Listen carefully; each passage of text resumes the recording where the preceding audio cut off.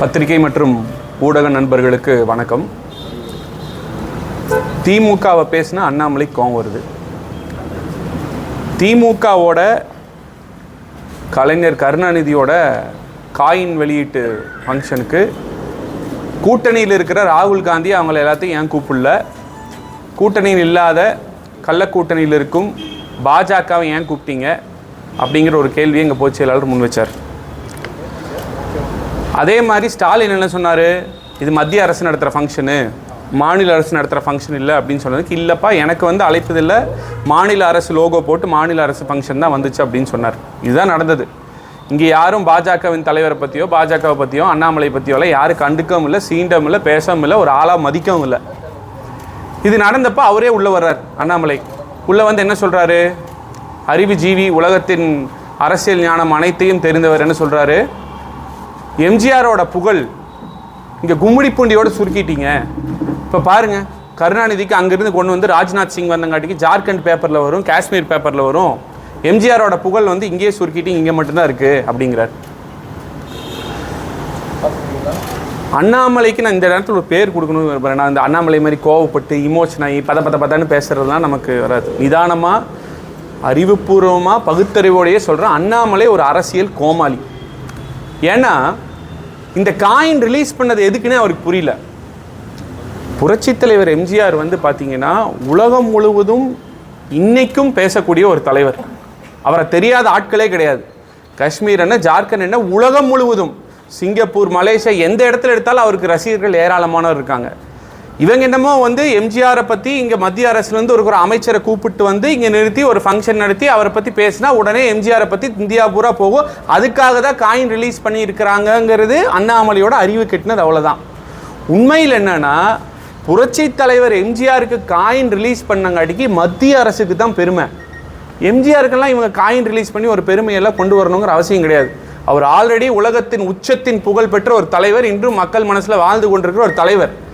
அவருக்கு coin release பண்ணங்காட்டிக்கு பரவாயில்லையே, மத்திய அரசு எம்ஜிஆருக்கு காயின் ரிலீஸ் பண்ணி மத்திய அரசுக்கு தான் பெருமை. இதை முதல் அண்ணாமலை புரிஞ்சுக்கணும், நல்லா மைண்டில் ஏற்றிக்கணும். இது தெரியாமல் புரட்சி தலைவரோட புகழ் இங்கே கொண்டு போகிறோம் அங்கே போகிறோம். இதுக்கு பதில் சொன்னோம், அவ்வளோதான். இதுக்கு எங்கள் பொதுச் செயலாளர் இதே தான் சொன்னார். அவர் சிஎம்மாக இருக்கிறப்பெல்லாம் நீங்கள் பிறந்திருக்க மாட்டீங்க தம்பி. அது மட்டும் இல்லை, உங்கள் கட்சியில் யார் ஆட்சியிலையும் இல்லை, உங்கள் கட்சியில் தலைவர்களே இல்லை. நீங்கள் இன்றைக்கி உருவான கட்சியில் வந்து டைரக்ட் அப்பாயின்மெண்ட் ஆகி ஒரு ஹெட்டாக உட்காந்துருக்கிறீங்க. அவர் தனியாக புரட்சி தலைவர் தனியாக ஒரு கட்சி ஆரம்பித்து அவரே உருவாகி அந்த கட்சியில் அவர் இருக்கும் வரை அவர் தான் முதலமைச்சராக இருந்துட்டு போனாருன்னு சொன்னார். உடனே கோவம். இந்த அண்ணாமலை பொறுத்த வரைக்கும் என்னென்னா, இன்ஃபீரியாரிட்டி காம்ப்ளெக்ஸ், ஒரு பதட்டம் வந்துடும் நினைக்கிறேன். யாராவது கேள்வி கேட்டாங்கன்னா போதும் உடனே பதட்டம் வந்துடும். எப்போவுமே பொதுவாக சொல்லுவாங்க, நீங்கள் நிறைய டாக்டர்ஸ்கிட்ட இல்லை நிறையா அறிவுபூர்வமாக பேசுகிறவங்ககிட்ட கேட்டு பாருங்கள், என்றைக்குமே ஒரு கான்ஃபிடென்ட்டாக இருக்கிற ஒரு தன்னம்பிக்கையோடு இருக்கிற ஆள் என்றைக்குமே பதட்டமே படமாட்டான். எந்த ஒரு சூழ்நிலையிலையும் கருத்தால் மோதக்கூடிய ஒரு தராதரம் இருக்கிற அறிவு இருக்கிற ஒரு ஆளாக இருப்பான். எப்பயுமே அந்த பயம், ஐயோ நம்மளோட யாராவது நம்மளை சொல்லிடுவாங்களோ, ஐயோ நம்மளை யாராவது பாயிண்ட் பண்ணால் உடனே நம்மளோட ஏதோ ஆயிருமோ இதாயிருமோன்னு பயப்படக்கூடியவங்களாக தான் பிதட்டுவாங்க, அப்படியே வளருவாங்க. அது மட்டும் இல்லை, கத்துவாங்க, ரிப்பீட் பண்ணுவாங்க. ஏன்னா எத்தனை தடவை பார்த்துருக்குறோம் மீடியாவில் ஒரே கேள்வியை திரும்ப நான் சொல்கிறேன் கேட்டுக்கிட்டே இருப்பார். மீடியாவாக இருந்தாலும் சரி, நான் கமலாலயத்தில் கேள்விப்பட்டேன், அவர் அலுவலகத்தில் தூக்கி எறியறது என்ன வீசுறது என்ன, அவர்னால ஃபஸ்ட் அவரையே கண்ட்ரோல் பண்ண முடியறதில்ல. அவர் சுயத்தை அவர் கண்ட்ரோல் பண்ணாமல் கண்டபடி பேசுகிறார். அவர் வாயை அவர்னால கண்ட்ரோல் பண்ண முடியல. இதுதான் உண்மை. இது நான் சொல்லலை, நிறைய பேர் இது வரைக்கும் சொல்லிட்டாங்க, நீங்களும் விசாரிச்சுக்கோங்க. இதுதான் உண்மை. இன்றைக்கி இப்படி இருக்கிற நிலைமையில் இந்த அரசியல் கோமாளியாக இருக்கிற அண்ணாமலை என்ன பண்ணுறாரு, தமிழ்நாட்டில், ஏன்னா இப்போ நான் கேட்குறேன், தமிழ்நாட்டில் தமிழக மக்களாக இருந்தாலும் சரி, தமிழ்நாடாக இருந்தாலும் சரி, ஒரு நாகரீக அரசியல் செஞ்சு கொண்டிருக்கிற ஒரு பூமி, ஒரு நாடு. அங்கே அமித்ஷா மோடி பண்ணிகிட்டு இருக்கிற மாதிரி அரசியல் இங்கே தமிழ்நாட்டில் கிடையாது. இங்கே வந்து பெரியவங்களுக்குனா மரியாதை கொடுப்போம், பெண்களுக்குனா மரியாதை கொடுப்போம். நம்ம நின்றுட்டுனா ஒரு பெரியவங்க இருந்தால் எந்திரிச்சு இடம் கொடுப்போம். அந்தளவு மரியாதையும் பக்குவமும் பண்பும் நாகரிகமும் நிறைந்த மண் தமிழக மண். அது நிறைந்த நாடு தமிழ்நாடு. இங்கே அரசியலும் அப்படித்தான் இருக்கிறது. நான் ஒரு எடுத்துக்காட்டு கேட்குறேன். இப்போ சப்போஸ் அண்ணாமலையோட அப்பா அரசியல் இருக்கார், சரியா? அண்ணாமலை அரசியல் இல்லை. அவங்க அப்பாவை இப்படி தரக்குறைவாக பேசினோம்னா அண்ணாமலை ஏற்றுப்பாரா? கேட்குறேன், கேள்வி முன் வைக்கிறேன். இல்லை அண்ணாமலையோட குழந்தைகளுக்கு பெரியவங்களை இப்படி தான் தரக்குறைவாக பேசணும்னு அண்ணாமலை சொல்லி கொடுத்து வளர்த்துவாரா? நான் கேட்குறேன். நாங்கள் யாரும் அப்படி வளர்த்த மாட்டோம். பெரியவங்களுக்குனா மரியாதை கொடுக்கணும், ஒரு கருத்து சொன்னால் கருத்தால் பண்ணணும்னு நினைப்போம். அவங்க அப்பாவை திட்டினா அவருக்கு எப்படி இருக்கும்? அவர் ஒரு வேளை அரசியல் இருந்து அரசியல் இப்படி அவரை வந்து அநாகரிகமாக தரக்குறைவாக நாங்கள் திட்டினா அண்ணாமலைக்கு எப்படி இருக்கும்? இதெல்லாம் வந்து அண்ணாமலைக்கு புரியணுங்கிறதுக்காக சொல்கிறோம். எங்கள் இயக்கம் புரட்சி தலைவி அம்மா அவரால் வளர்க்கப்பட்டு இன்றைக்கி வந்து எடப்பாடியார் தலைமையில் இருக்கோம். நாகரிகமான அரசியல் பண்ணக்கூடியவங்க. அவரை ஒரு ஆளாகவே நாங்கள் மதிக்கிறது இல்லை. இப்போ கோயம்புத்தூர்லலாம் பார்த்தீங்கன்னா கொடும்பாவே அவருக்கு எரிக்கல. ஏன்னா அவர் ஒரு ஆளே கிடையாது. இங்கே வந்து நின்றுருந்தார். அண்ணே என்ன எடப்பாடி அண்ணே பாருங்கண்ணே அரவக்குறிச்சி இல்லைண்ணே எப்படியா ஜெயிக்க வைங்கண்ணே என்னமோ சொல்கிறாரு. கும்பிடு போடல அது போடல இப்படி வந்து நின்று எம்ஆர் விஜயபாஸ்கர் அண்ணங்கிட்ட அண்ணே கொஞ்சம் பார்த்துக்கண்ணே ஆமாண்ணே அண்ணே சுற்றிக்கிட்டே இருந்தார். இந்த பூனைக்குட்டி காலை சுற்றும்ல அந்த மாதிரி அண்ணே 2021 எப்படியா ஜெயிக்க வச்சுருங்கண்ணே அண்ணே அவர் சொன்னார். அந்த மாதிரி நல்ல கேமராண்ணே நல்லா படம் பிடிக்கும் பாருங்க, இப்படி தான் பிடிச்சிக்கோங்க, இப்படி தான் நின்றுருந்தார். அண்ணே நின்றுருந்தார். இன்றைக்கி வந்து என்னமோ அப்படியே வானத்திலிருந்து அப்படியே பிளந்து சூரியன்லாம் பிளந்து அப்படியே வந்து இறங்கி அப்படியே இந்தியாவே வந்து ஆஹா இவர் அப்படியே வந்துட்டார், இவர் தான் அடுத்த நம்ம பிரதமர்னு சொல்கிற மாதிரியும் என்னமோ அப்படியே சுத்தத்தின் அப்படியே இவர் தான் பெயர் மாதிரி வந்து இதெல்லாம் எதுக்கு? அண்ணாமலை திருச்சி சூர்யா தான் உங்களை கிளின்னு கிழிச்சிட்டு இருக்காரு. ஒவ்வொரு இடத்துல நீங்கள் எவ்வளோ காசு கொடுத்தீங்க, என்ன கோல்மால் பண்ணீங்க, அரவக்குறிச்சியில் என்ன கொடுத்தீங்க, இங்கே கோயம்புத்தூர் எம்பியில் நிற்கிறப்ப எவ்வளோ காசு கொடுத்தீங்க, எல்லாத்தையும் கிளின்னு கிழிச்சிட்டு இருக்காங்க. இது இன்னொன்று தெரிஞ்சுக்கணும். அண்ணாமலை பேசல நிறைய பொய் இருக்குது. 2019 தேர்தல் நடந்ததான். அதில் வந்து வாரணாசிக்கு வந்து மோடி வந்து அவர்கள் வந்து நாமினேஷன் பண்ணுறதுக்காக வந்து இங்கே எல்லா சிஎம்ஐ கூப்பிட்டாங்களா. அப்போ எடப்பாடியாரை கூப்பிட்டாரா. எடப்பாடியார் வந்து நான் வரல, அவர் வந்து தோற்று போகிற கேண்டிடேட், நான் எதுக்கு வரணும்னு சொன்னாராம். அதனால அப்போ இருந்தே அவருக்கு மனசில் ஒரு இதுவான். அதனால என்ன யார் கோமாளிங்க? நீங்கள் தான் கோமாளி. 2019 நீங்கள் கட்சியிலே சேரல, எனக்கு தெரிஞ்சு 2020 தான் சேர்ந்தீங்க. அப்படியே 2019 உங்களுக்கு அந்த உள்ள உணர்வு இருக்குன்னா, மானமுள்ள விவசாயி மகன்னா சோத்துல உப்பு போட்டு திங்கிற ஒரு ஆளா இருந்தா 2022 வெக்கம் மானம் சூடு சொரணை எதுவுமே இல்லாம 2021 தேர்தலில் எடப்பாடியார் பின்னாடி கையை கும்பிட்டு பள்ளி இழிச்சிட்டு நின்ன மானமுள்ள அண்ணாமலை எங்க போனார்? பதில் சொல்ல முடியுமா? சும்மா இன்னைக்கு என்னமோ வந்து பெரிய அப்படியே யோகிய சிகாமணி மாதிரி பேசுறீங்க. பதில் சொல்லுங்க. இல்லை அதுக்கப்புறமா ஒரு மேடையில் எடப்பாடியார் உட்காந்து இருக்கும்போது வந்து ஐயோ நான் இருக்கிற இடத்துல இப்படிப்பட்ட ஒரு மாபெரும் முதல்வர், இவ்வளோ ஒரு நல்ல அண்ணன் எடப்பாடியார் அண்ணன் முதல்வர் இப்படி ஆட்சி பண்ணுறாரு, இப்படிப்பட்ட முதல்வரை பார்த்ததே இல்லைன்னு ஒரே மேடையில் உட்காந்து நீங்கள் ஏன் சொல்கிறீங்க? சொன்னீங்களா இல்லையா அண்ணாமலை? சொன்னீங்க. அப்போ எங்கே போச்சு அந்த மனசுக்குள்ள கூட்டணியிலேயே இருக்கணும் அப்படிங்கிற அந்த எண்ணம்? மோடி எப்பா நீ பெரிய மோடியோட பக்தம், உயிர் நாடிலேயே மோடி இருக்குல்ல, நீ வச்சுக்கப்பா. மோடிக்கு இங்கே தமிழக மக்களை இடம் இல்லைன்ட்டாங்க, நீ வச்சுக்க உன்னோட பக்தி எல்லாம். அதுக்காக இங்கே வந்து உங்கள் பாஜகவோட தொண்டர்களை ஏமாத்தணும்னு முருடா விடுங்க, என்ன வேணால் விட்டுக்கோங்க, அது எங்களுக்கு கவலை கிடையாது.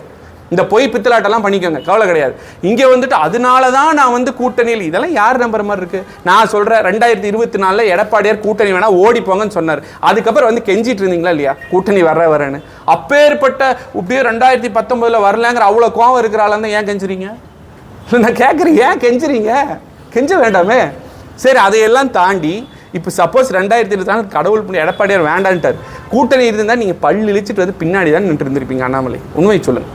இப்போ என்னமோ பெரிய எதுக்கு அப்படியே பெரிய ஒரு பொய் இது பொய் நம்பர் 1.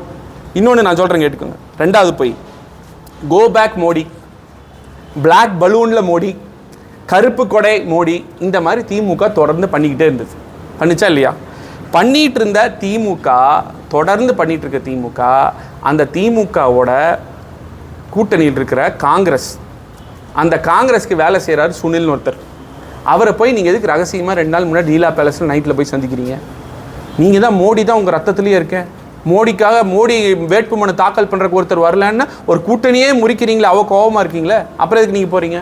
இதுக்கு பதில் சொல்ல முடியுமா அண்ணாமலைனால்? அடுத்து இன்னொரு கேள்வி கேட்குறேன். என்னன்னா, கருணாநிதி ஊழல், ஸ்டாலின் ஊழல், உதயநிதி ஊழல், இதெல்லாம் நாங்கள் ரொம்ப வருஷமாக சொல்லிட்டு இருக்கோம். அண்ணாமலை வந்து பெருசாக ஐன்ஸ்டீன் கண்டுபிடிச்ச மாதிரி புதுசாக அதே தான் சொல்கிறாரு, ரைட்டா? இதெல்லாம் ஊழல், அவங்க குடும்ப கட்சி, அதை எல்லாத்தையும் தாண்டி DMK files 1, DMK files 2, DMK files 3, அவங்களுக்கு இது இல்லை அது இல்லை, தமிழ்நாடே அழியுது, இப்படி குப்பை கிடங்கா போயிட்டு இருக்கு, அது இதுன்னு இவ்வளோ பேசுறீங்களா அண்ணாமலை? இத்தனை பேசுறீங்களா? அது இல்லாமல் மோடி எதிர்க்கிறாங்க, கோ பேக் மோடி, அதெல்லாம் பார்த்து இத்தனை வருத்தப்படுறீங்களா? இத்தனையும் தாண்டி வெக்கமே இல்லாமல் போய் கருணாநிதியோட காயின் ரிலீஸ் பண்ணுற ஃபங்க்ஷனுக்கு எதுக்கு நிற்கிறீங்க? எதுக்கு நிற்கிறீங்க? அங்கே போய் சல்யூட், உதயநிதிக்கு ஒரு சல்யூட், ஸ்டாலினுக்கு ஒரு சல்யூட், அங்கே இருக்கிற திமுக காருக்குலாம் ஒரு சல்யூட். கேட்டால் நான் பயங்கரமாக திமுக. நான் சொல்கிறேன், இத்தனை போய் சொன்னதில் உண்மை ஒன்றே ஒன்று தான்.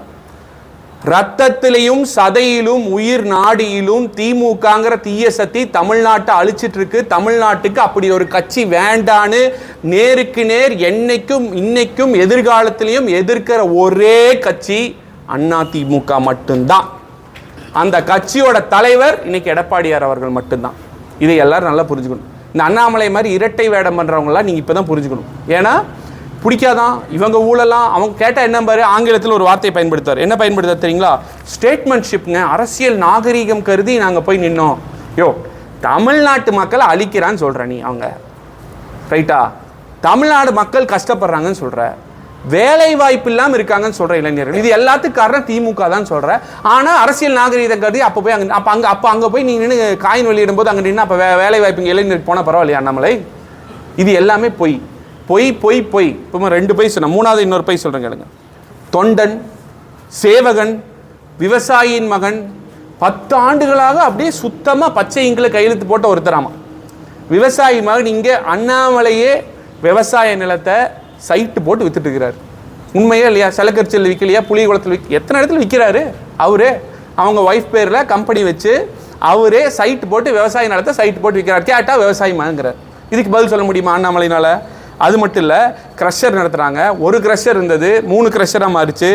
ஸ்கூல் கட்டுறாங்க. இது இல்லாமல் திருச்சி சூர்யா சொல்கிறதெல்லாம் கேட்டால் பயமாக இருக்குது. அவர் நண்பர் என்னடா இத்தனை சொல்கிறாருன்னு. இது எல்லாத்தையும் தாண்டி அவர் சொல்கிறாரு நான் வந்து தூய்மையானவன். அது அதிமுக இத்தனை பேர் இருந்தார், எல்லாரும் சொந்தமாக தொழில் தொண்ணி தான் செலவு பண்ணிட்டு இருக்கிறோம். இங்கே இருக்க அத்தனை பேருமே. அண்ணாமலை கேட்டதுக்கு என்ன சொன்னார்? ஓசியில் எப்படி நண்பர்கள் இருக்காங்களாமா, 6 லட்ச ரூபா அவர் வீட்டுக்கு ஒரு வாடகை கொடுக்குறாங்க, இன்னொரு 6 லட்ச ரூபா அவங்க பாதுகாப்புக்கு வரவங்க வீட்டுக்கு வாடகை கொடுக்குறாங்க, 10 லட்ச ரூபா வாடகை. அந்த கியா காரு 40-50 லட்ச ரூபா காரு. நான் என்ன சொல்கிறேன்னா, ஒரு ஐபிஎஸ் அதிகாரிக்கு ஆரம்ப சம்பளம் 56,000, அலவன்ஸோட 72,000 ஏதோன்னு சொல்கிறாங்க. அப்போ இவ்வளோ சம்பளம் வாங்கிட்டு இருக்கிற ஒருத்தர் ஒரு 10 வருஷத்தில் எப்படி இத்தனையை சேர்த்து இவ்வளோ பெரிய கியா காரு, இத்தனை பங்களா, இத்தனை செக்யூரிட்டி, இத்தனை காசு, இத்தனை பணம், இத்தனை எப்படி வந்துச்சு? இதுக்கு பதில் சொல்ல முடியுமா? நண்பர்கள் கொடுத்தாங்க. நான் என்னப்பா அப்படி நண்பர்கள் இருந்தால் எங்களுக்கு கொஞ்சம் இன்ட்ரடியூஸ் பண்ணி வைங்கப்பா. என்ன அவ்வளோ நண்பர்கள் இருக்காங்களா? காசை எடுத்து கொடுத்துக்கிட்டே இருப்பாங்க போல கேட்குறப்பெல்லாம் பயங்கரமான நண்பர். அப்போ நீங்கள் எந்த ஒரு அரசு பதவியும் இல்லாமல் கவுன்சிலர் ஆகிற கூட துப்பு இல்லாமல் உங்களால் இவ்வளோ பணம் சம்பாதிக்க முடியுதுன்னா, நாளைக்கெல்லாம் நீங்கள் தெரியாதனமா ஒரே ஒரு எம்எல்ஏ ஏதோ கட்சி தயவுனால், அதுவும் சொந்தமாக முடியாது. ஏன்னா 30 வருஷமாக நீங்கள் ஆகலை, எங்கள் தயவில் தான் ஆனீங்க. ஏதோ ஒரு எம்எல்ஏ ஆகிட்டீங்கன்னா எவ்வளோ சம்பாதிப்பீங்க? உங்களெல்லாம் வந்து கையில் பிடிக்கவே முடியாது. ஸோ பணம் எங்கேருந்து வந்தது? பணம் பணம் பணம். அண்ணாமலைக்கு பணம்னா காசு காசு காசு. இது மட்டும்தான் ஒரு நோக்கமே. அதுதான். இங்கே எம்பி எலெக்ஷனில் ஒரு வசூல் வேட்டார், அந்த பக்கம் எண் மக்கள் யாத்திரையில் ஒரு வசூல் வேட்டார். காசு காசு. இங்கே இருக்க இண்டஸ்ட்ரியலிஸ்ட்டை காசு, எல்லார்கிட்ட தொடர்ந்து காசு தான் வாங்கிட்டு இருக்காங்க. இது அவங்க கட்சியே சொல்கிறாங்களே, அவங்க கட்சியில் இருக்கவங்களே சொல்கிறாங்க. அது மட்டும் இல்லை, ஒரு வார் ரூம் வச்சு அவங்க கட்சியில் இருக்கவங்களே திட்டுறது அவங்க கட்சிக்காரங்களே சொல்கிறாங்க. ஸோ இந்த மாதிரியான ஒரு ஆள் தான் அண்ணாமலை. ஒரு சுத்தமான கை, எந்த ஒரு இதில் அப்படின்னா சொல்லுங்கள், வாங்க பேசலாம், நம்ம ஒத்தைக்கு பேசலாம். இதை நான் ரொம்ப நாளாக சொல்லிட்டு இருக்கேன். தைரியம் இருந்தால், உண்மையான ஆண்மகனாக இருந்தால், திராணி இருந்தால் ஒரு ஸ்டேஜ் போடுங்க, நான் வரேன். இது அன்னைக்கு நான் சொன்னது கோயம்புத்தூர் எம்பி எலெக்ஷன் அப்போ ஐ எம் வெயிட்டிங்னு சொன்னேன். நீங்கள் வரல. அதுக்கப்புறம் ஏதோ ஒரு இண்டஸ்ட்ரியல் ஃபங்க்ஷனுக்கு நான் வராது தெரிஞ்சுட்டு போய் அங்கே பேசிட்டு அதுக்கப்புறம் ராமச்சந்திரன் வரலன்னு புருடா விட்டுருந்தீங்க, பொய் சொல்லிட்டு இருந்தீங்க. நான் என்ன சொல்கிறேன்னா, உண்மையாக சொல்கிறேன். உங்களை பற்றின உண்மை விவரங்களை எடுத்து புட்டு வைக்கிறேன். நேருக்கு நேர் சொல்லுங்கள். நீங்கள் என்னை பற்றி சொல்லுங்கள் வாங்க, இல்லை எங்களை பற்றி சொல்லுங்கள், நாங்கள் பதில் சொல்ல தயாராக இருக்கோம். ஒரு மேடை போடுங்க, வாங்க பேசலாம். வரமாட்டார். ஏன்னா நான் சொன்ன மாதிரி பயம். அவர் ஒரு பேடி, அவர் ஒரு கோழை. அவரால் முன்னாடி வந்து சந்திக்கவே முடியாது. சந்திக்க திறமையான ஆளாக இருந்தால் இருப்பார். எங்கே பச்சவந்தி மாதிரி எங்கே தேவையோ அந்த மாதிரி மாறிப்பார். அப்போ 21 தேவைன்னா இப்போ எம்ஆர் விஜயபாஸ்கருக்கு ஒரு கும்பிடு, எடப்பாடி அண்ணனுக்கு ஒரு கும்பிடு, சுற்றி இருக்கவங்களுக்குலாம் ஒரு கும்பிடு, எல்லாத்துக்கும் சால்வா அண்ணா அண்ணா அண்ணா அண்ணா அண்ணா அண்ணா அண்ணான்னு சுற்றுவார். தேவையில்லைன்னா அதுக்கப்புறம் பெரிய அவர் அப்படியே வந்து இது பண்ண மாதிரி பண்ணுவார். இதுதான் அவரோட உண்மையான தம்பம். பண்பில்லாதவர். எந்த ஒரு இதுக்கும் ரவுடிகளை கூப்பிட்டு போஸ்டிங் போடுறோன்னு அவங்க கட்சிக்காரங்க தான் சொல்கிறாங்க. நம்மளாம் சொன்னோம். நீங்கள் வந்து ஐபிஎஸ் அதிகாரி, ஐபிஎஸ்னால் என்ன, ரவுடிகளை முடக்க வேண்டிய ஒரு பதவியில் இருக்க வேண்டிய ஒரு ஆள். அதையெல்லாம் விட்டு போட்டு ரவுடிகளை எல்லாத்தையும் கூப்பிட்டு நீங்கள் பதவி போட்டு உங்கள் கட்சியில் ரவுடிகள் அதிகமாக இருக்கிறாங்க அப்படின்னு சொல்கிறாங்க. அதுக்கு பதில் நீங்கள் சொல்ல முடியுமா? சொல்ல முடியாது. இப்போ நான் கடைசியாக சொல்கிறது ஊழலாட்சின்னு ஒன்று சொல்லியிருக்காரு. அதாவது அதிமுக வந்து ஊழலாட்சி, ஊழல் பண்ணுது அப்படின்னு சொல்லி பயங்கரமாக கடுமையாக பேசியிருக்காரு. அதே மேடையில் நான் பேசியிருக்காரு, நான் பார்த்தேன். நான் என்ன கேட்குறேன்னா, ஊழலாட்சின்னு சொல்கிறேன். நீங்கள் 2021 கூட்டணி வைக்கும்போது தெரியலையா? இல்லை அத்தனை தேசிய விருது மத்திய அரசுலேருந்து கொடுக்கும்போது தெரியலையா? இல்லை தமிழ்நாடு தான் நம்பர் 1 ரேங்கிங்கில் இருக்குன்னு தொடர்ந்து 4 வருஷமாக ரேங்கிங்கில் 4-5 வருஷமாக எடப்பாடியார் முதலமைச்சராக இருந்தப்போ ரேங்கிங்கில் நம்பர் 1 ஸ்டேட்டாக வந்தது. அப்போ தெரியலையா? அப்போ எல்லாம் தெரியாத ஊழல் இப்போ 24 கூட்டணி இருந்ததுன்னா உங்களுக்கு தெரிஞ்சிருக்காது ஊழல் ஆட்சின்னு. சும்மா இப்போ வந்து 24 கூட்டணி இல்லை கெஞ்சி பார்த்தா வரல, இவங்களை எப்படியா எதிர்க்கணுங்கிறக்காக ஏதோ ஒரு பொய்யை சொல்லணுங்கிறக்காக ஊழல் ஆட்சி ஊழல் பண்ணாங்கன்னு சொல்கிறீங்க. நான் என்ன கேட்குறேன், பொதுவாக எல்லா ஆளுங்கட்சி தான் திட்டுவாங்க. அண்ணாமலைக்கு என்ன நடந்ததுன்னு தெரியல. எதிர்கட்சியான அஇஅதிமுகவை திட்டிகிட்டு இருக்காரு. இப்போ ஆள்றது திமுக, அது அவங்களுக்கு தெரியுமா இல்லையான்னு தெரியல. ஆட்சி பண்ணிட்டு இருக்கிற திமுகவை தான் நீங்கள் திட்டணும். எதுக்கு அண்ணா திமுகவை திட்டிட்டு இருக்கிறீங்க? இதிலிருந்து திமுகவுக்கும் அண்ணாமலைக்கும் என்ன கூட்டணிங்கிறது வந்து ஒவ்வொரு விதமாக வெளியே வந்துட்டுருக்கு. இதுவும் வந்து ஒரு விதமான விஷயம் தான். ஏன்னா இங்கே அதிமுகவை திட்டணுங்கிற அவசியம் கிடையாது. அதிமுக ஆளுங்கட்சியிலே இல்லை. அது மட்டும் இல்லை, ஊழலாட்சின்னு சொன்னீங்களே. இப்போ நான் சொல்கிறேன், 2014 இது எங்கள் பொதுச் செயலாளரும் சொன்னது, 2014 55 லட்சம் கோடி இருந்தது கடன். அதை 10 வருஷம் ஆட்சி முடிச்சு மோடி 2024 168 லட்சம் கோடி கடனாக உயர்த்தி இருக்கிறாங்க. நீங்கள் என்ன ஆட்சி பண்ணியிருக்காரு மோடி 10 வருஷமா? என்ன ஊழலற்ற ஆட்சி? அது மட்டும் இல்லை, இவங்க பெருசாக சொல்கிறாங்க மேம்பாலம் இது சரியில்லை அது சரியில்லை இது குறைவு அது குறைவுலாம் சொல்லிட்டு இருக்காங்க. 2023 டிசம்பரில் சத்ரபதி சிவாஜி மகாராஜுக்கு ஒரு சிலை கட்டுறாங்க மகாராஷ்டிராவில். மோடியே 2023 டிசம்பரில் போய் திறந்து வைக்கிறார். 2023 டிசம்பருக்கு இன்னைக்கு 24 டிசம்பர் வந்துருச்சா? வரல. இன்னும் 1 வருஷம் கூட ஆகலை, பேஞ்ச மலைக்கு சிலையே சாஞ்சிச்சு. இதுதான் உங்களோட குவாலிட்டி ஆஃப் ஒர்க். என்னமோ அப்படியே மகாராஷ்டிராலேயும் மத்திய பிரதேசலையும் பாலாறும் தேனாரும் ஓடுற மாதிரி அப்படியே வந்து இங்கே வந்து அதிமுக ஆட்சி செஞ்ச கடைக்கு தான் அழிஞ்சு போன மாதிரி. ஏப்பா, அங்கே இருக்கிறவங்களே வேலை இல்லாமல் இங்கே தானப்பா வந்து வேலை செய்கிறாங்க. அண்ணாமலை, அங்கே இருக்கிறவங்களுக்கு வேலை இங்கே யார் போட்டு கொடுக்குறா? அங்கே வேலை என்ன இங்கேயே வராங்க? வரல. நீங்கள் வந்து பாஜக ஆட்சி ஒரு மிகப்பெரிய பிரம்மாண்டமான ஆட்சி மாதிரிலாம் சும்மா சொல்லாதீங்க. இந்த தடவை ஏதோ தப்பி தவறி ஜெயிச்சிட்டிங்க, அவ்வளோதான். இல்லைனா வந்து கவர்மெண்ட்டே ஃபார்ம் ஆகிருக்காது. அதுவும் நீங்கள் சொந்தமாக கவர்மெண்ட் ஃபார்ம் பண்ணல, அங்கே இங்கே தயவு வச்சு தான் கவர்மெண்ட் ஃபார்ம் பண்ணுறீங்க. அதனால தான் இன்றைக்கி வந்து ஸ்டாலினை பிடிச்சி தொங்கிட்டு இருக்கிறீங்க. எங்களுக்கு தெரியும், எங்களுக்கு தெரியாமலாம் ஒன்றும் கிடையாது. அது மட்டும் இல்லை, எலக்டோரல் பாண்ட் ஸ்கேம், இந்த ஸ்கேமில் 6000 கோடி ஊழல் யார் பண்ணா? இதை பற்றி என்னைக்காவது அண்ணாமலை பேசியிருக்காரா? பேச சொல்லுங்க. அடுத்த ப்ரெஸ் மீட் இந்த கேள்வி கேளுங்க. ஊழல் கட்சின்னு சொல்றீங்களே சார், நீங்க நல்லா கேளுங்க சார், என்ன வேணா கேள்வி கேளுங்க. எலக்டரல் பாண்ட் ஸ்கேம்ல 6000 கோடி பாஜக ஊழல் பண்ணதை பத்தி உங்களோட பதில் என்னன்னு கேளு. இது எல்லாத்துக்கும் பதில் இருக்குமான்னு இருக்காது. ஏன்னா அவர் 20000 புக் படிச்சிருக்காருங்க, அவருக்கு எல்லாத்துக்கும் பதில் இருக்கணும். 20000 புக் படிக்கிற சாதாரண விஷயமா? எவ்வளோ பெரிய மேதாவி, எவ்வளோ புக் படிச்சிருக்காரு, அவர்கிட்ட கேளுங்க, கண்டிப்பாக பதில் வச்சிருப்பார். இவர் இன்னைக்கு தரம் தாழ்ந்து தவறான வார்த்தைகளை பேசி கொண்டிருக்கும் ஒரு நபர் என்ன பண்ணியிருக்காருன்னு நான் சொல்கிறேன். 7.5% ஒரு ஒதுக்கீட்டில் இப்போ கூட ரூபிகான்னு ஒரு பொண்ணு கிருஷ்ணகிரியில் MMC மெட்ராஸ் மெடிக்கல் காலேஜில் படிச்சிருக்கு, MBBS. அந்த பொண்ணு சொல்லுது 7.5% இல்லைன்னா எனக்கு கிடச்சிருக்காங்க. 2000 மாணவர்களுக்கு மேலே இது வரைக்கும் படிச்சிருக்காங்க. மேம்பாலங்கள் கட்டி கொடுத்துருக்குறாங்க, குடிமராமத்து பணிகள் கட்டி கொடுத்துருக்குறாங்க, புதிய மாவட்டங்கள் அவர் முதலமைச்சராக இருந்து எத்தனையோ ஒதுக்குனாங்க. கொரோனா சமயத்தில் அவ்வளோ நிதி நிலைமை பிரச்சனை இருந்தாலும் அதை கட்டுக்குள்ள கொண்டு வந்து சாப்பாடு இல்லாதவங்களுக்கெல்லாம் அம்மா உணவகத்தில் சாப்பாடு கொடுத்தாங்க. உடனடியாக அந்த வேக்சினேஷன் கொடுக்கறதுக்கு என்னென்ன தேவையோ பண்ணாங்க. சட்டம் ஒழுங்க கெட்டு போகாமல் உள்ளே கொண்டு வந்தாங்க. கள்ளச்சாராய சாவு 4 வருஷமா 0 ஒண்ணுமே இல்லை. அந்த 4 வருஷம்னு சொல்லிட்டு மத்திய அரசோட உங்க மத்திய அரசு ரிப்போர்ட் தான் கொடுத்துருக்கு. நான் பேசல, அதிமுக கட்சிக்காரன் எனக்கு எங்க பொதுச் செயலாளரை பிடிக்கும், எங்க கட்சியை பிடிக்கும் நான் பேசல. உங்க மத்திய அரசோட ரிப்போர்ட் வந்திருக்கு. 14 மெடிக்கல் கல்லூரி கொண்டு வந்திருக்காங்க, ஆர்ட்ஸ் காலேஜ் கொண்டு வந்திருக்காரு, இந்த சட்டக்கல்லூரி கொண்டு வந்திருக்காரு. அது மட்டும் இல்ல, சிறந்த மாநில விருது அத்திக்கடவு அவினாஷ் திட்டம் கொண்டு வந்திருக்கிறோம். 2000 மினி கிளினிக் கொண்டு வந்திருக்கோம். பார்லிமெண்ட் முன்னாடி விவசாயிகள் வந்து அத்தனை நாள் போராடினாங்க.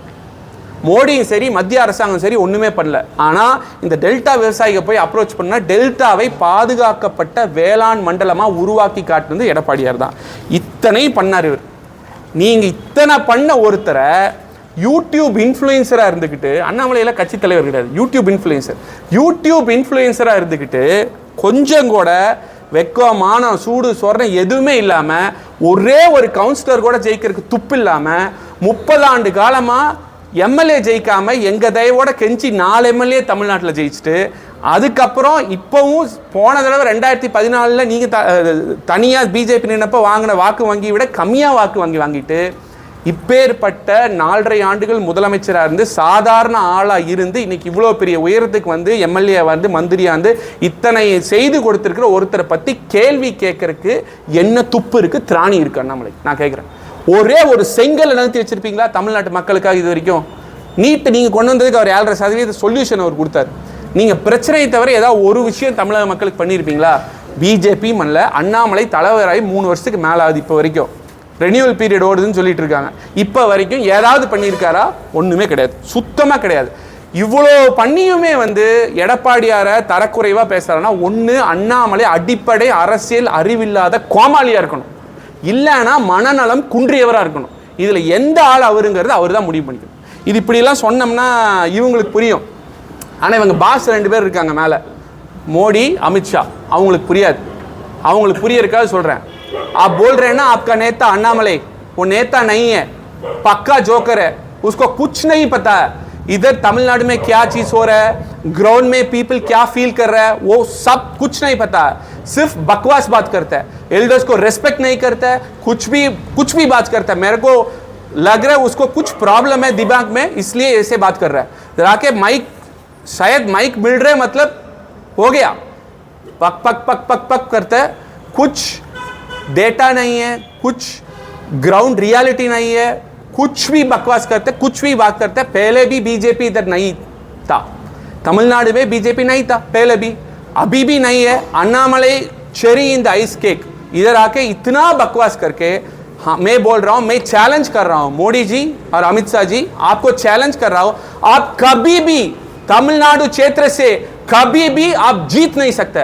ये तमिलनाडु क्षेत्र द्राविड का क्षेत्र है. इधर तमिलनाडु को लोग को सबको पता है बीजेपी का इंटेंशन क्या है और अन्नामलई का इंटेंशन क्या है. आप बोल दीजिए, आपका जोकर नेता नहीं है, आपका जोकर को बोल दीजिए चुपचाप बैठना चाहिए. इधर तमिलनाडु का अंदर आके एल्डर्स को ऐसे नहीं बात करना है, चुपचाप होना चाहिए. ये हम बोल रहा हूँ. மோடி ஜி அமித்ஷா ஜி என்ன சொல்கிறேன்னா, உங்களுக்கு தமிழில் சொன்னால் புரியாது, ஹிந்தியில் சொன்னால் தான் புரியும். அண்ணாமலை பெரிய லீடர் நீங்கள் நினச்சிட்டு டெல்லியில் உட்காந்துருந்தீங்கன்னா அது உங்கள் தப்பு. அவர் ஒரு அரசியல் கோமாளி.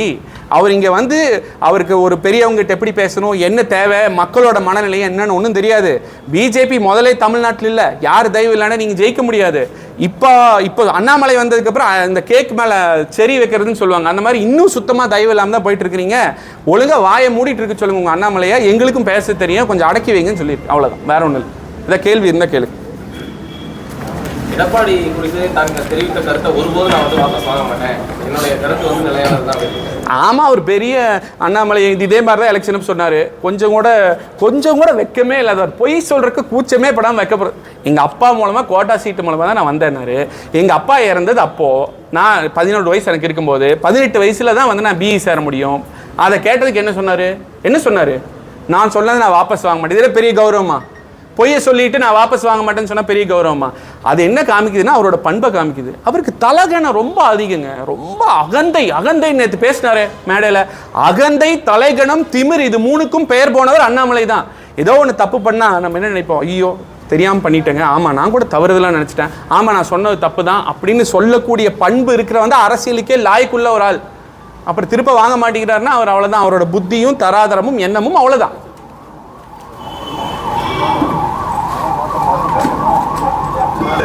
படித்ததும் விடிய பால் கறந்து, அதுக்கப்புறம் மம்முட்டி பிடிச்ச கை வந்து இன்னைக்கு காப்பு பிடிச்சிருக்கு, பதில் வந்து இப்படிதான் இருக்கும், நான் யார்ட்டையும் சாரி கேட்கறது மாதிரி பண்ண மாட்டேன்.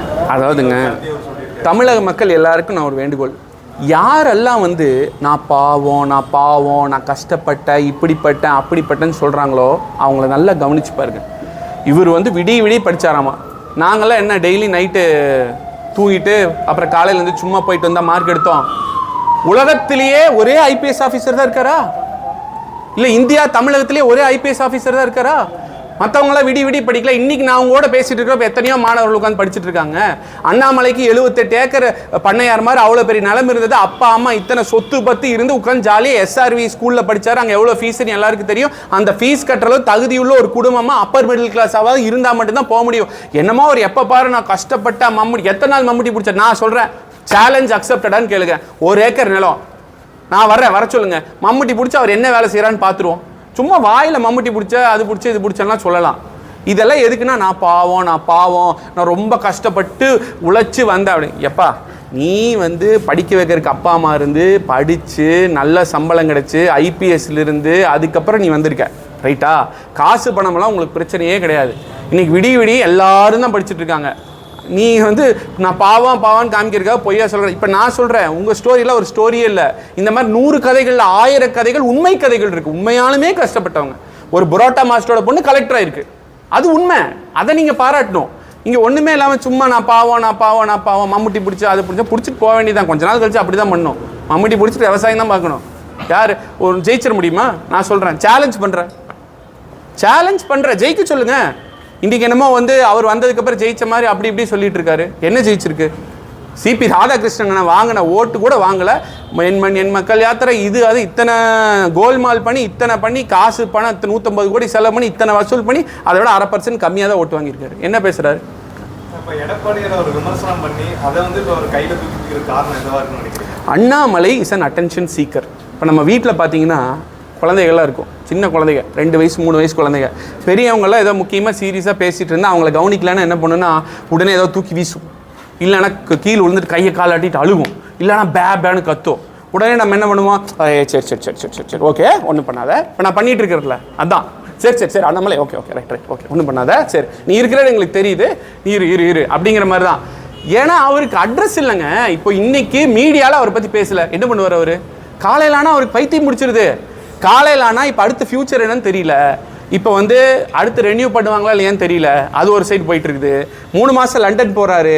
கொள்ளையடிச்ச பணத்தெல்லாம் எங்கே இன்வெஸ்ட் பண்ண என்னன்னு பிளான் பண்ணுறதுக்காக போகிறாரு. அவர் வெளியில் ஒன்று சொல்லுவார், படிக்க போகிறேன், அது பண்ண போகிறேன், இது பண்ண போகிறேன்னு. இதுதான் எனக்கு தெரிஞ்ச உண்மை, ரைட்டுங்களா? வேணா எடுத்து கேஸ் போட முடிஞ்சால் போட சொல்லுங்கள், ஃபேஸ் பண்ண தயாராக இருக்கேன், ரைட்டா? அதுக்கப்புறம் வந்து என்ன சொல்லுவார், நம்ம போயிட்டா 3 மாதம் மக்கள் மறந்துடுவாங்க, போகிறக்குள்ளே ஏதாவது பெரிய குண்டா போட்டு ஏதாவது கான்ட்ரவர்சியாக பேசுவான். இது முதல் தடவை இல்லை.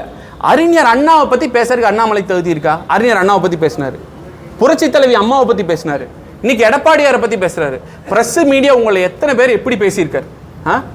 எத்தனை பேர் மீடியா ஊடகத்துறை சார்ந்தவங்ககிட்ட நீ எந்த இது, நீ என்ன, அது என்ன கேள்வி, இதை போய் படிச்சுட்டோம், அதை பண்ணிட்டா என்ன இவர் வச்சு ஆளா? நான் கேட்குறேன், யாருப்பா நீ? 4 வருஷம் முன்னாடி அட்ரஸே இல்லாத ஆளு இன்னைக்கு வந்துட்டு என்னமோ ஒரு 4 யூடியூப் சேனல் ஒரு மாதம் 50 லட்ச ரூபா செலவு பண்ணிட்டு உன்னை போடுறாங்க அப்படிங்கிறக்கா நீ உடனே பெரிய ஆள் நினச்சிட்டு இப்படிலாம் பேசினேன் எப்படி? அதனால் அவர் ஒரு அட்டென்ஷன் சீக்கர். அவருக்கு வந்து ஒரு 10 நாள் மீடியா இல்லைன்னா சாப்பாடு ஜீரணமாகாது, படுத்தா தூக்கம் வராது. அதுக்காக இந்த மாதிரி பேசிகிட்டே தான் இருப்பார். புரட்சி தலைவர் புரட்சி தலைவி அப்படிங்கிற வார்த்தை பயன்படுத்தி பேசுகிறாரு. பொதுவாக எதிர்கட்சியில் இருக்கிற தலைவர்கள் அப்படி பேச மாட்டாங்க.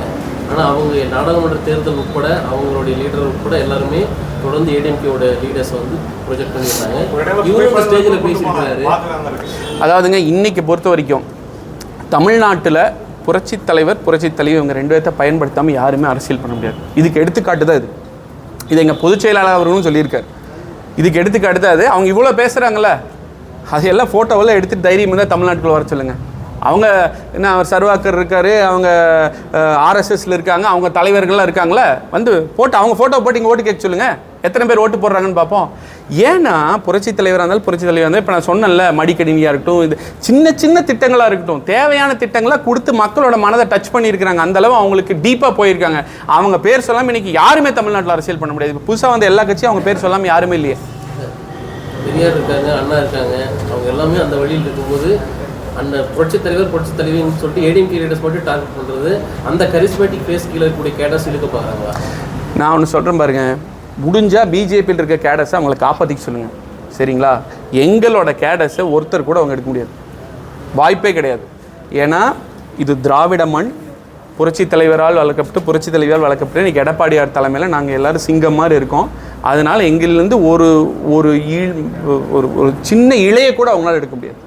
2026, ஏன்னா 2024 தேர்தல் ராகுலா மோடியாங்கிற தேர்தல், 2026 தேர்தல் எடப்பாடியாரா ஸ்டாலினாங்கிற தேர்தல், அதிமுகவா திமுகங்கிற தேர்தல். ஒரு ஓட்டு வேற எந்த கூட்டணிக்கு போட்டாலும் கிணத்துல போடுற ஓட்டு தான் வீணுங்கிறது தமிழக மக்களுக்கு நல்லாவே தெரியும். அதுலேயும் ஸ்டாலின் பொம்மை முதல்வராக வந்து எதுவுமே பண்ண முடியாமல் எப்படி இருக்கார்? அது குடும்ப ஆட்சியை உதயநிதி எந்த கேப்பபிலிட்டி இல்லாமல் எந்த கெப்பாசிட்டி இல்லாமல் ஸ்டாலின் பையங்கனால் மந்திரியாக உட்காந்து என்ன பண்ணுறான்னு தமிழக மக்களுக்கு தெரியும். நிறைய பேர் அதிருப்தியில் இருக்காங்க. எல்லா ஓட்டும் அதிமுக தான் போடுவாங்க. ஏன்னா எடப்பாடியார் ஆட்சி நல்லா பண்ணான்னு இன்னைக்கு போனாலும் மக்கள் சொல்கிறாங்க. 20,000 புத்தகம் படித்தவர் மேற்கொண்டு 3 மாதம் படிக்க போகிறாரு அப்படிங்கிறது எப்படி பார்க்குறது? எப்படி பார்க்குறது? 20,000 புத்தகம் 3 மாதம் கழிச்சு வந்து 25,000 சொல்லுவார். நம்ம கை தட்டி சூப்பர்ண்ணா நல்லா படிச்சிருக்கீங்க வாழ்த்துக்கள் அப்படி தான் சொல்ல முடியும். ஆமாங்க, இப்போது லண்டனுக்கு எதுக்கு போகிறாரு அப்படிங்கிறது எனக்கு தெரிஞ்ச தகவல் தான் நான் சொல்ல முடியும். இப்போ வந்து இவர் திடீர்னு இப்போ போய் 3 மாதம் படிக்கணும் அப்படிங்கிறதுக்காகலாம் போகல, சரிங்களா? அது வந்து முன்னாடி வந்து சொல்கிறதுக்கான ஒரு காரணம், ஒரு பிம்பம், அவ்வளோதான். இப்போ கோயம்புத்தூர் எம்பி எலெக்ஷனில் வசூல் பண்ணது எண் மக்கள் யாத்திரையில் வசூல் பண்ணது, மற்ற இடத்துல வசூல் பண்ண காசில் எங்கே போய் முதலீடு பண்ணுவீங்க? இதுக்கான வேலையை தான் பண்ணுறோம். சைட் போடுறாங்க, க்ரஷர் நடத்துகிறாங்க, லண்டன் போகிறாங்க. திருச்சி சூர்யா நண்பர் சொன்னார், பார்த்தேன். எத்தனையோ நாட்டில் ஆஃபீஸே ஓப்பன் பண்ணி ரெஜிஸ்டர்டு கம்பெனியே ஓப்பன் பண்ணி வச்சுருக்காங்க. நான் என்ன சொல்கிறேன், 10 வருஷம் ஒன்றுமே இல்லாத ஆள், மம்முட்டி பிடிக்கிறாள், பால் கறக்கிற ஆள், நைட்டெல்லாம் படிச்சுட்டு இருக்கிற ஆள், ஒன்றும் முடியாத ஆள், 10 வருஷம் வெறும் 56,000 72,000 சம்பளம் தான் ஐபிஎஸ், அந்த சம்பளம் வாங்கக்கூடிய ஒரு ஆள் எப்படி இவ்வளோ காசு வந்துச்சு, இது வந்துச்சு, இதெல்லாம் வந்துச்சு, போய் இது முதலீடு பண்ணுறாரு, இத்தனை தொழிலெலாம் பண்ணுறாங்க, எங்கிருந்து வருது? ஏதோ ஒரு மரம், அந்த மரம் எங்கே இருக்குன்னு கேளுங்க, நானும் கொஞ்சம் உலுக்கி பேக்கெட் நெருப்பிக்கிறேன். அப்படி நல்ல ஒரு மரம் இருக்குது, நம்மளும் யூஸ் பண்ணி நம்ம எல்லாருமே போகலான்னா, அவர் மட்டும் என்ன, எல்லாருமே கஷ்டப்படுத்த ஆளுக்கு கொஞ்சம் உலுக்கி எடுத்துக்கலாம். அதாங்க வரும், ஆனால் இவ்வளோ வருமா?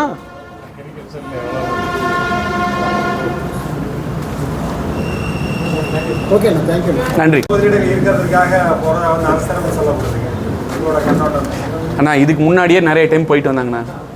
இதுக்கு முன்னாடி போயிட்டு வந்ததில் எத்தனை வேலை வாய்ப்பு, direct job opportunities, indirect job ஆப்பர்ச்சுனிட்டிஸ்னு சொல்லுவாங்க. டைரெக்டாக இது நாள் வரைக்கும் எத்தனை வேலை வாய்ப்புகள் உருவாக்கியிருக்கிறாங்க, எத்தனை இண்டஸ்ட்ரி வந்திருக்கு, எத்தனை முதலீடு வந்து பேப்பர் போயிட்டு வந்து பேப்பரில் சொல்லலாம். அவர் எதுக்காக போகிறாங்கிற பர்சனல் ரீசனுக்குள்ள நான் தலையிட விரும்பல, அது வந்து எல்லாரும் பேசிகிட்டு இருக்கிறீங்க. இந்த பேப்பரில் வந்து பார்த்தீங்கன்னா சொல்லுவாங்க இத்தனை முதலீடு, அந்த முதலீடு இங்கே வந்திருக்கா, வேலை வாய்ப்பு உருவாயிருக்கா, இதுக்கு முன்னாடி போன முதலீடு என்னாச்சு, இதுக்கெல்லாம் முதல் பதில் கொடுத்துட்டு அதுக்கப்புறம் அடுத்த ஃப்ளைட் ஏற சொல்லுங்கள். இல்லைனா போயிட்டு வர அரசாங்க பணம் தான் வீண், பிரயோஜனம் இல்லை. ஒரு மாதம் அந்த மாதிரி தொழில் ரீதியான முதலீடு இருக்கிறதுக்காக போகிறாரு. அப்போ தமிழக மக்கள் இந்த ஒரு மாதத்துக்கு இந்த முதல்வர் இல்லாமல் கஷ்டப்படுவாங்க. முதல்வர் இங்கே இருந்தாலே இல்லாத மாதிரி தான் இருக்குது. ஆனால் அவர் போனார்னா ஒரு வித்தியாசம் தெரியாது. அவர் காலையில் இருந்துச்சு 4 அறிக்கை ஏதாவது சொல்கிறது கையெழுத்து போட்டு விடாமல் இருந்தால் நாங்கள் நிம்மதியாக தமிழக மக்கள் தமிழ்நாட்டை பார்த்துக்குவாங்க, சந்தோஷமாக போயிட்டு வரட்டும். நன்றி, தேங்க்யூ.